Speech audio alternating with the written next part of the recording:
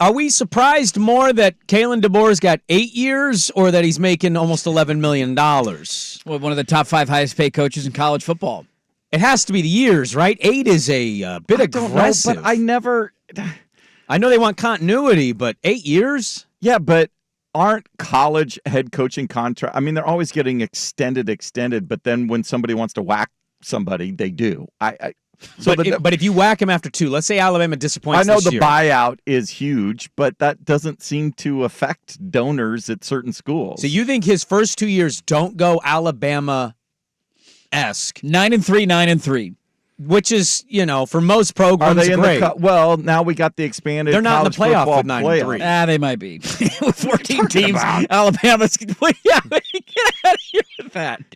It's Alabama. So if they get into the college that's worse than your football True playoff, Detective take. Whoa. Bama's got to have 4 losses to miss the playoff. Pac-12's coming back, too. That's right. I have a naive nature of college football is how I look at it. We're all going to come back to our watering holes. That's what you think's going to happen. But if happen? after 2 years everybody's losing their stuff there in Tuscaloosa, then they'll buy them out. You think 6-year buyouts are just a walk in the park, no big deal? At places like Alabama, they'll go if the donors want them out, and who's ever putting the big bucks in there, if they want them out, then there you go. Yeah, it'll happen. The thing with the playoff that's funny now too, though, is that to me isn't going to be a benchmark anymore for elite programs. I think you gotta win a game. You got to go on a run, playoffs. like just saying, hey, we made if Alabama. Let's to this example. Let's say they go 9-3, 9-3. They're like a 12 seed in the playoffs the next 2 years, and they lose their first game. Yeah, they will put his head on a pitchfork and run him out of town. Yeah, that will happen quickly. It already feels like this is the crazy thing about that fan base.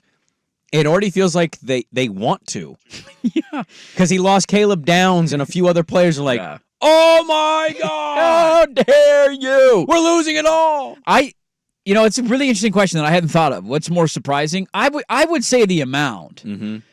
Now, I believe somebody did the math on the average for the 8 years is about $10.75 million. Yeah, that's the average. There's escalators, though, at the back end that gets him to 11 if he sees the back end of that deal. That makes him the second highest paid coach in the country. Yeah. Nick Saban was the only guy who was making, I think he was up, $12 million, something like that before he retired, obviously.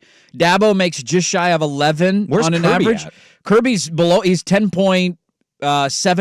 So if this is 10.75, that technically edges him slightly above a head coach who won back-to-back national championships. It's just it's such a coach-driven sport. When the players are so important, it's just so coach-driven.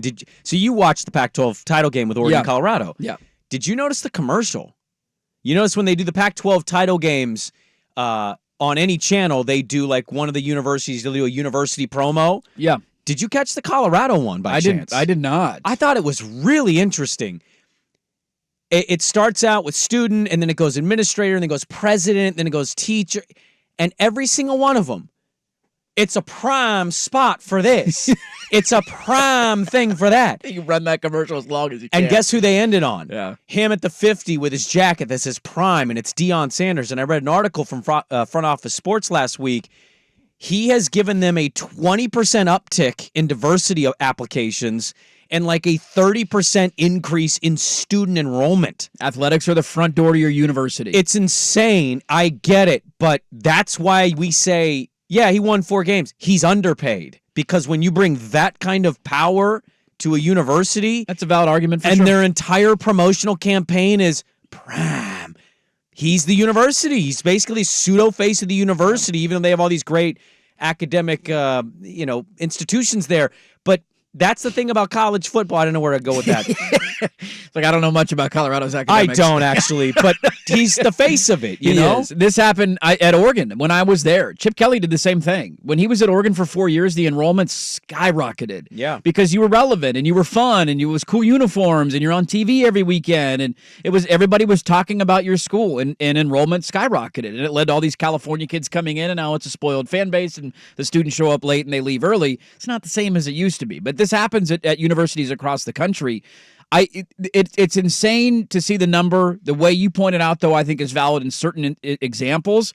I don't know if Kalen DeBoer is worth this much money. You know my fears about him in recruiting, and I think he's a terrific football mind. I also think he's a guy who probably has his eyes on the NFL. I don't know if I would have given him Really? You think he's got bigger sights than Alabama? I absolutely do. He strikes me as the kind of guy who does not like to he just wants to coach football. I hear that. And you give him a job in the NFL with a decent quarterback, I think he's jumping the first chance he gets.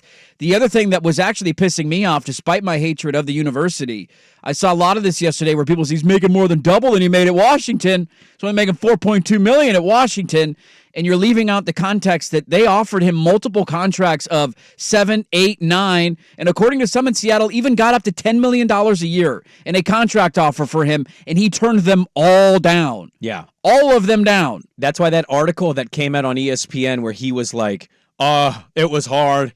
I didn't want to leave. I woke up and said, all right, it's time to regroup. Yeah. Dude, you turned down, 2, 3 contract extension offers before the year, during the year, and after the year. Making $9 million a year. You were never staying there. No. If you wanted to stay there, you would have waited till a little bit later in the season, see how the year goes. You know that offer went up as the season went on, and the longer he didn't sign. If they get you into the $9 million range, that's one of the 10 highest paid coaches in the country. You're taking that offer if you want to be in Seattle. He didn't want to be there. Who will be there longer now? 8-year contract for DeBoer. DeBoer or Nate Oates, the men's basketball coach? Nate Oates. You think Nate Oates? I think so. I used to think the NFL thing too for him. Alabama's just it's as close to the NFL type of program as you can get, where he can just say, they have general manager spots now. Have you seen this? These colleges, and it's basically a guy that just controls the chaos for the coach. Mm-hmm. It's a big recruiting, yes, scout evaluation, all that stuff. It's massive. And so they have these jobs they've created where the coach can just be like, you go deal with that. I think that exists until he has a year where he goes 8-4 and they try and burn him at the stake.